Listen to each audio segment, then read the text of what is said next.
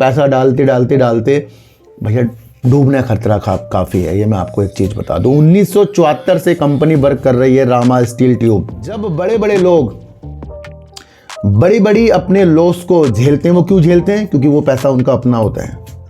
आज अगर मेरे पोर्टफोलियो के अंदर भी कुछ रेड है ना, देखो सर, DIs इसके अंदर बिल्कुल जीरो है। उन्होंने दिसंबर 2023 में ही अपनी होल्डिंग को कम करा है और वाकई वो काम जो है वैल्यूबल है। पर कभी भी ऐसा देखने को नहीं मिलेगा कि हर एक व्यक्ति जो भी वो वर्क कर रहा है उसमें वो सफल हो जाए। ध्यान रखना मैं क्या कहना चाह रहा हूँ। पैसा बाजार के अंदर डालेंगे, वहाँ गारंटी नहीं है, चाहे वो अच्छा शेयर भी हो तब भी गारंटी नहीं है कि आपका पैसा बनेगा। लॉस बुक कर लेते हैं इसी वजह से कि भैया और ज़्यादा लॉस ना हो जाए और वो पैसा जहाँ देना है उसका भी ना रुक जाए। तो दो टेंशन हमारे बाजार में हो जाएगी, वो व्यक्ति कभी बाजार से नहीं कमाएगा। अलग अलग सर्दी के कपड़ों का सीज़न आता है, गर्मी के कपड़ों का सीज़न आता है, जो सीज़न के हिसाब से चीज़ें होती हैं। जैसे दिवाली की पटाखे, दिवाली की लड़ियाँ, होली के रंग, राखी में राखी। और कुछ लोगों को किसी कंपनी के बारे में समझना होता है और यहाँ कोई भी ऐसा उद्देश्य नहीं है कि हम इस शेयर को यहाँ से खरीद लें या यहाँ से बेच दें। देखो, मैं इस वजह से वीडियो नहीं बना रहा हूँ।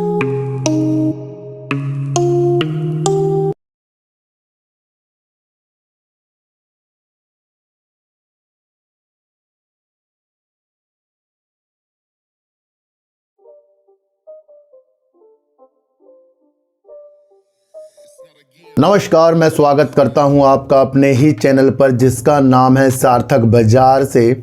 आज एक शेयर के बारे में बात करेंगे जो वैसे तो स्टील और ट्यूब में वर्क करता है और अभी कई न्यूज़ हमें इसमें देखने को मिली है कि कंपनी ने बोनस की स्थितियां हमें बताई है और कहीं ना कहीं वो डिफेंस की तरफ अपना रुख कर रही है और ग्रीन एनर्जी की तरफ भी कंपनी वर्क कर रही है।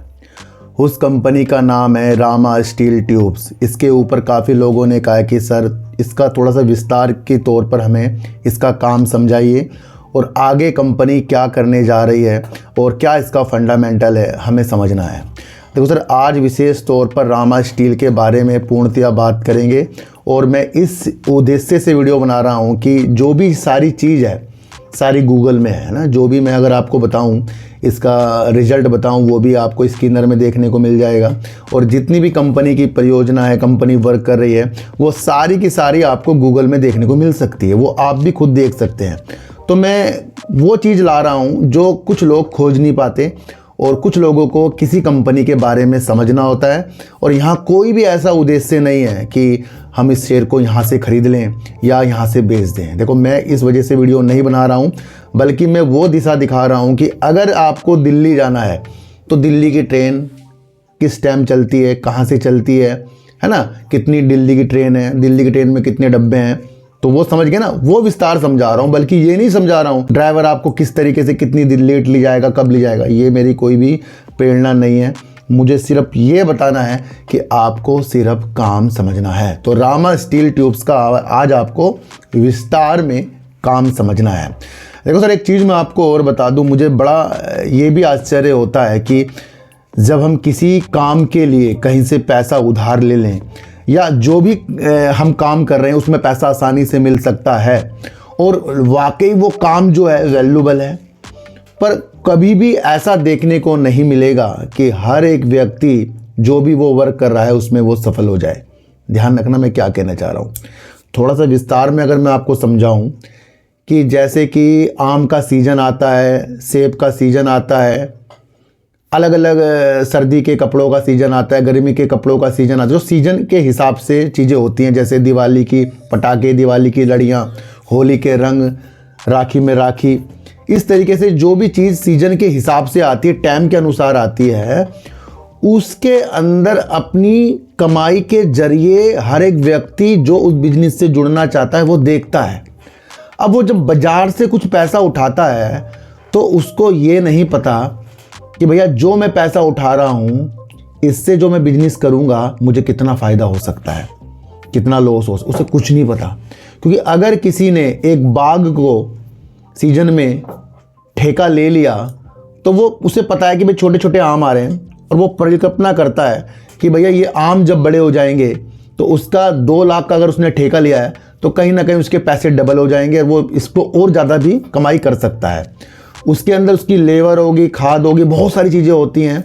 तो उसे ये नहीं पता कि भैया इसमें मुझे कमाई होगी या नहीं होगी, वो सोचता है बस, वो तो होना ना होना बात की बात है। वो करता क्या है, वो कहीं से पैसा लेगा और आम का बाग ठेके पर ले लेगा। अचानक से जब आम हल्के हल्के से बड़े होते हैं, बड़ी तेज ओला वर्षा, बारिशें, तूफान, ये वो, और जब उसे देखने को मिलता, ले यार मैंने क्या सोचा था और ये तो सारे के सारे मेरे आम ही झड़ गए। कभी कभी देखने को ये मिलता है जितना पैसा लगाया उतना भी नहीं मिलता। यहाँ से क्या होता है, एक तो हमने उस बिजनेस में पैसा लगाया जो सीजन के हिसाब से आ रहा है और इसका होना ना होना वो भी बराबर ही है। और हम क्या करते हैं, अगर हम अपने दोबारा अपने पैसों से वो आम का बाग लेते, कहीं से उधार ना लेते, तो हम उसमें झेल सकते हैं। पर जब हम किसी से पैसा लेते हैं, भैया उसका ब्याज जाएगा, उसको देने की हमें टेंशन रहेगी। इसी तरीके से होता है शेयर बाजार। जब बड़े बड़े लोग बड़ी बड़ी अपने लॉस को झेलते हैं, वो क्यों झेलते हैं? क्योंकि वो पैसा उनका अपना होता है। आज अगर मेरे पोर्टफोलियो के अंदर भी कुछ रेड है ना, तो वो सारा पैसा मेरा अपना है। मैं वहाँ रुक सकता हूँ, साल 2 साल 10 साल भी रुक सकता हूँ, पर मैं लॉस नहीं बुक करूँगा, क्योंकि मुझे विश्वास है जो भी कंपनी मैंने ले रखी है वो मुझे वर्क करके जाएगी। अगर यही पैसा अगर मैं कहीं से उधार लेता, मेरे पे 2 टेंशन हो जाती। एक तो शेयर नीचे जा रहा है, दूसरा मुझे वो पैसा देना है। कभी कभी लोग लॉस बुक कर लेते हैं इसी वजह से कि भैया और ज़्यादा लॉस ना हो जाए और वो पैसा जहां देना है उसका भी ना रुक जाए। तो 2 टेंशन हमारे बाजार में हो जाएगी। वो व्यक्ति कभी बाजार से नहीं कमाएगा जो इस तरीके से पैसा उधार लेकर वर्क करेगा। अपना पैसा होना तो वो बहुत वैल्यूबल होता। अपना मकान होना, किराए की टेंशन तो नहीं है ना। क्या मैंने आज शिक्षा आपको सिखाई है? शिक्षा ये सिखाई है कि हम जैसे लोग अगर कहीं से उधार कुछ बेचकर, कुछ भी चीज कर पैसा बाजार के अंदर डालेंगे, वहां गारंटी नहीं है, चाहे वो अच्छा शेयर भी हो तब भी गारंटी नहीं है कि आपका पैसा बनेगा, क्योंकि आपके पास समय नहीं है। आपने बहुत कम अवधि के लिए वो चीज़ें की हैं, क्योंकि जब आप कोई पैसा लेते हैं उसका एक समय होता है, उस वक्त उस पैसे को लौटाना पड़ता है। तो आज से दिमाग में ये बात डाल लो, लिख लो, अपना पैसा अगर 1 लाख है ना तो उसी में वर्क करो। अपना पैसा 10,000 है ना, उसी में वर्क करो। यहाँ पर यही तो होगा कि आपको प्रॉफिट ज़्यादा नहीं आएगा, पर यहाँ पर ये भी होगा अगर लॉस आएगा तो आप बैठ सकते हो।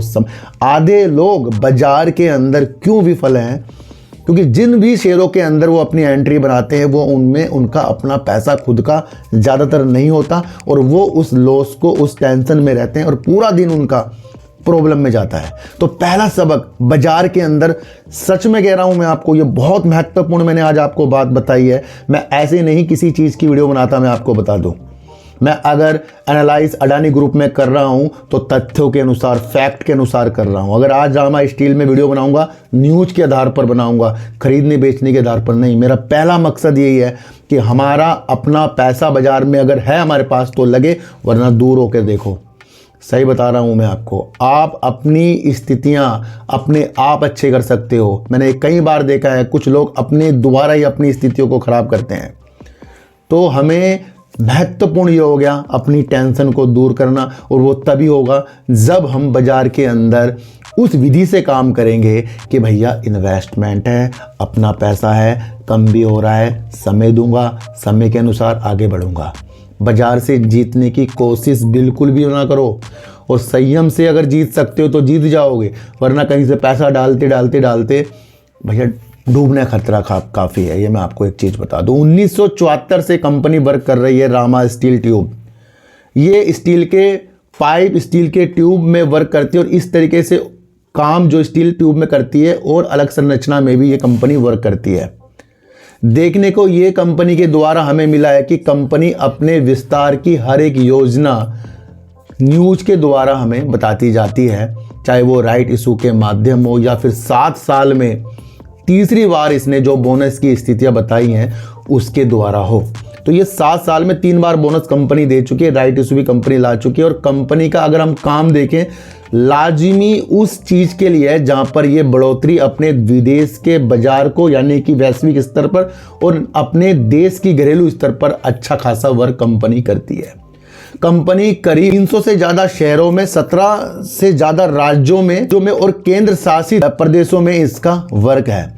कंपनी के पास पूरे भारत में 300 से ज़्यादा वितरक और डीलर हैं इनके, जो इस कंपनी में वर्क करते हैं, जो इनका सामान अलग अलग वितरण के तौर पर डीलर जिस तरह वर्क करते हैं उस दौर पर यह कंपनी वर्क करती है। कंपनी का मेन उद्देश्य क्या है?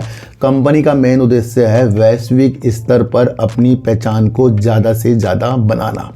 इसीलिए कंपनी 4 महाद्वीपों में 17 देशों के अंदर का वैश्विक पहुंच है वहां तक की, और कंपनी अपनी सहायक कंपनी के द्वारा ये स्थितियां को मुमकिन कर रही है, जहां पर वो अपनी विधि को भारत के साथ साथ अन्य देशों के अंदर भी अपनी पहचान को बढ़ाती जा रही है। तो कंपनी यहाँ से लाजमी वैश्विक स्तर पर और भारत की स्थितियों के साथ वर्क कर रही है, और जिस सेक्टर के अंदर ये वर्क कर रही है इसकी डिमांड है, सबसे पहले उसकी डिमांड है। तो वर्तमान में कंपनी 4 महाद्वीपों और 17 देशों के अंदर इसकी वैश्विक पहचान है।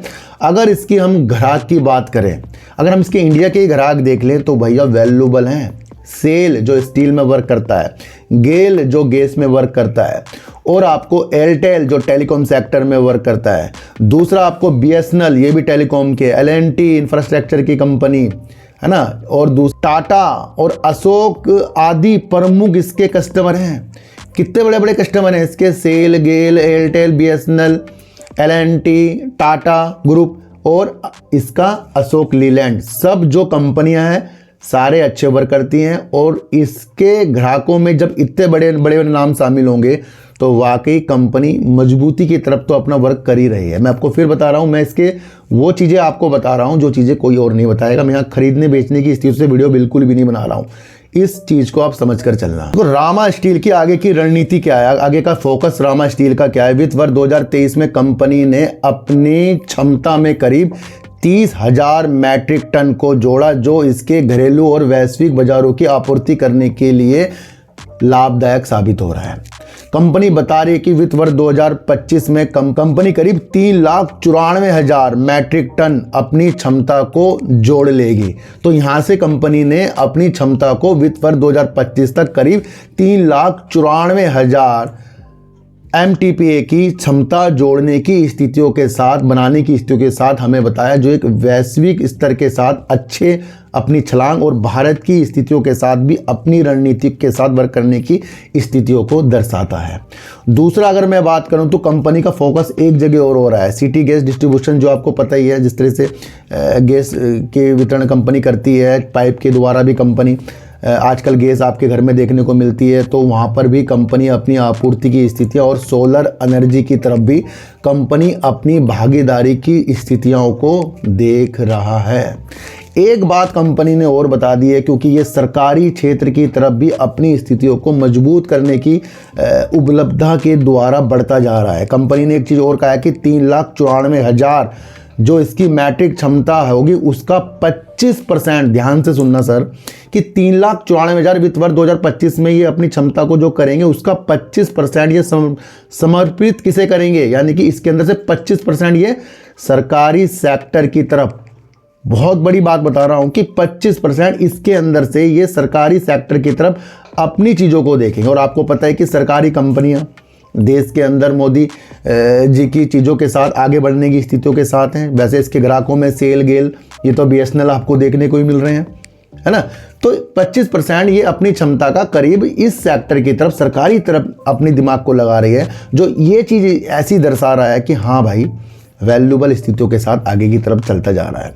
अच्छा, एक चीज़ और बात करेंगे, बीच में आपको एक न्यूज़ देखने को मिली थी कि ये डिफेंस सेक्टर की तरफ भी अपने कदमों को बढ़ा रहा है। रामा स्टील ने रक्षा सेक्टर में, यानी कि डिफेंस सेक्टर में अपना कदम रखा, और इसको एक प्रमाण पत्र इस तरीके से भी मिल चुका है जिसके अंदर ये अपनी एक नई कंपनी रामा डिफेंस को गठित करके आगे की तरफ बढ़ने की स्थितियों के साथ देख रही है। क्योंकि ये कंपनी जो है, जिस तरीके से डिफेंस सेक्टर के अंदर जो डिफेंस के उपकरण होते हैं, यानी कि डिफेंस इक्विपमेंट्स जो होते हैं, उसके अंदर गोला बारूद, विस्फोटक, अन्य हथियार, इस तरीके की चीज़ों के अंदर ये व्यापार, आयात, निर्यात और विनिर्माण की चीज़ों की स्थितियों को देखने के लिए काम करने के लिए इसने डिफेंस सेक्टर की तरफ एक अपनी नई कंपनी का भी गठन किया है, जो इसने बीते दिनों बताया है।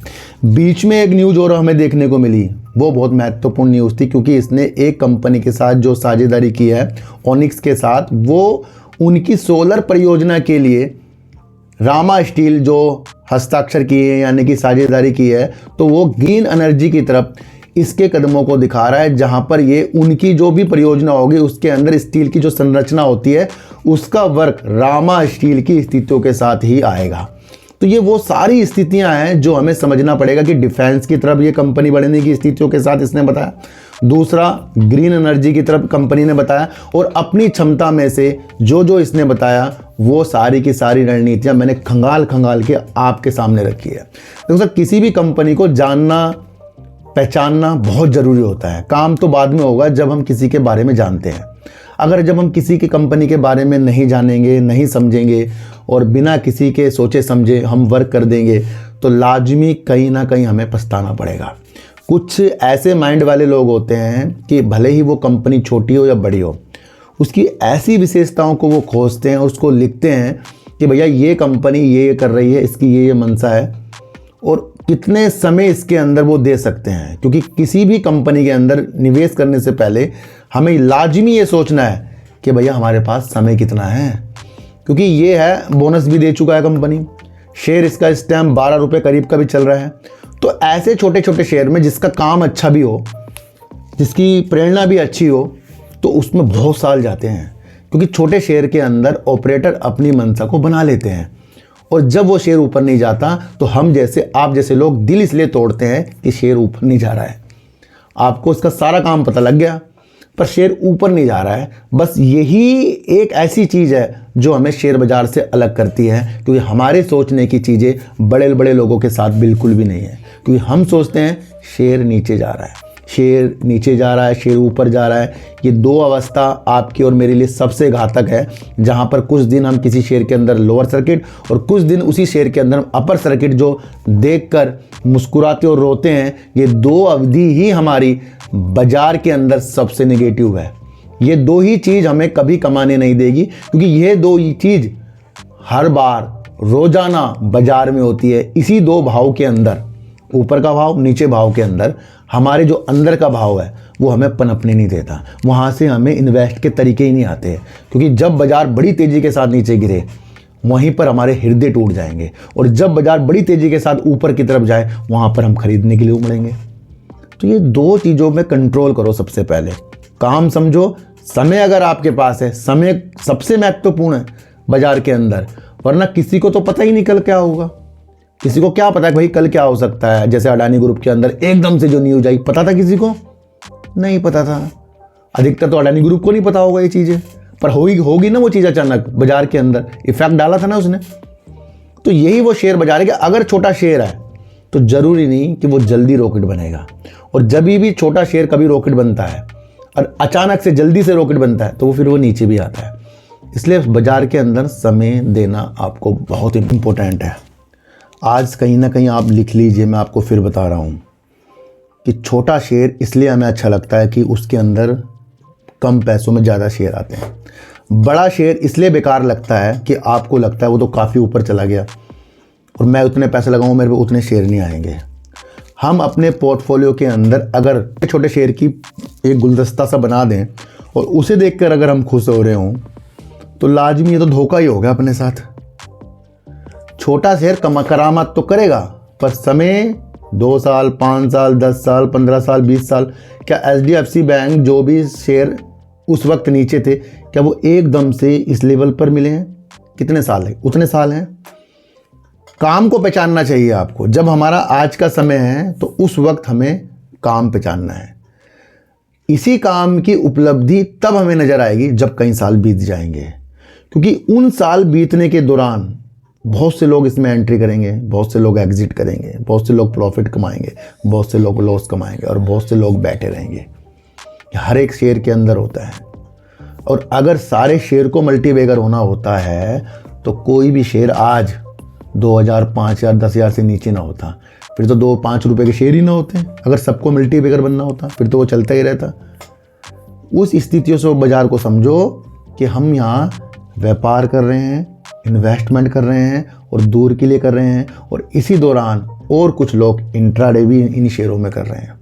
तो वो शेयर प्राइस के ऊपर नीचे की स्थिति को बताता है। तो छोटा शेयर भले ही अच्छा हो पर पनपने में समय लेता है।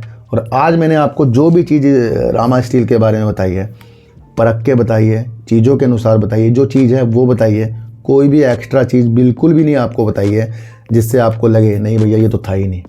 ठीक है, तो सारी चीज़ों के साथ है, प्रूफ के साथ है, खरीदने बेचने की चीज़ों के साथ नहीं है। अगर हम इस वक्त कंपनी का शेयर देखें तो 12 रुपये करीब का कंपनी का शेयर चल रहा है। अभी Q2 का भी इसका रिजल्ट आया, थोड़ा सा अभी वो भी हम देखेंगे। फ़िलहाल इसका हम अगर हाई देखें साल भर 17 रुपये 60 पैसे का हाई है, 9 रुपये 90 पैसे का कंपनी का लो है। कंपनी का शेयर 12 रुपये करीब का ही घूम रहा है। और अगर इसकी सितंबर 2023 की अगर हम सेल्स देखें तो कंपनी की सेल्स तो 3 करोड़ रुपए कंपनी की सेल्स थी। 6 करोड़ का कंपनी का करीब का बता रहा हूँ, ऊपर नीचे हो सकता है, प्रॉफिट था। सितंबर 2024 में कंपनी ने अपनी सेल्स को बढ़ाकर 263 करोड़ की कर दी और का प्रॉफिट कर दिया। तो कंपनी ने साल दर साल अपनी सेल्स को बढ़ाया। हमारे लिए सेल्स वैल्यूएबल होनी चाहिए, ये परसों भी मैंने आपको एक वीडियो के अंदर बताया था। दूसरा, अगर हम रिजर्व की बात करें तो कंपनी के अंदर जो रिजर्व देखने को मिलेगा 196 करोड़ का रिजर्व है, उधार कंपनी के अंदर 96 करोड़ का है। प्रमोटर की अगर हम बात करें तो सितंबर के क्वार्टर में कंपनी के अंदर से प्रमोटरों ने अपनी होल्डिंग को कम किया है, जो 47.97% है। एफआईज कंपनी के अंदर 0.17%। एफआईज बहुत नाम मात्र के हैं। देखो सर, डीआईज इसके अंदर बिल्कुल जीरो है। उन्होंने दिसंबर 2023 में ही अपनी होल्डिंग को कम कर लिया था, ख़त्म कर लिया था, तो जीरो है इसके अंदर डीआईज। पब्लिक भरमार है और पब्लिक कंपनी के अंदर है 51.87%। तो शेयर प्रमोटर और पब्लिक के दौरान ही काम कर रहा है, समझिए। जब इसके अंदर एंट्री एफआईज की बढ़ेंगी, डीआईज की बढ़ेंगी, तो उस वक्त कंपनी की स्थितियां और ज़्यादा भी आगे अच्छी हो सकती है। वरना डिफेंस सेक्टर के लिए नई कंपनी का गठन करना, सोलर एनर्जी के लिए दूसरी कंपनी के साथ उसकी सोलर की संरचना के लिए जो भी पाइप का वर्क होता है वो करना, तो क्या ये एफआईज डीआईज को नहीं दिख रहा होगा? या आप और मुझे दिख रहा है ना? आप और मुझे तो दिख ही रहा है, तभी तो इसके अंदर इतने पब्लिक हो गए हैं। तो मेथड वाली वीडियो देखना शुरू कर दो, चीज़ों को समझना शुरू कर दो। ज़रूर नहीं एक ही शेयर पर हमें दिमाग लगाना है। अच्छा, बहुत से बड़े बड़े लोग ना क्या कहते हैं, आपके ना पोर्टफोलियो में अलग अलग सेक्टर के शेयर होने चाहिए, एक ही शेयर के अंदर सारा पैसा नहीं लगाना चाहिए। इससे क्या होता है, इससे अगर एक दो चीज़ें हमारी ख़राब हो गई तो बाकी की चीज़ें हमें अच्छा कर देती है। बड़े बड़े इन्वेस्टरों के जो पोर्टफोलियो होते हैं, ज़रूरी नहीं कि सारे के सारे ग्रोथ कर रहे हैं जी।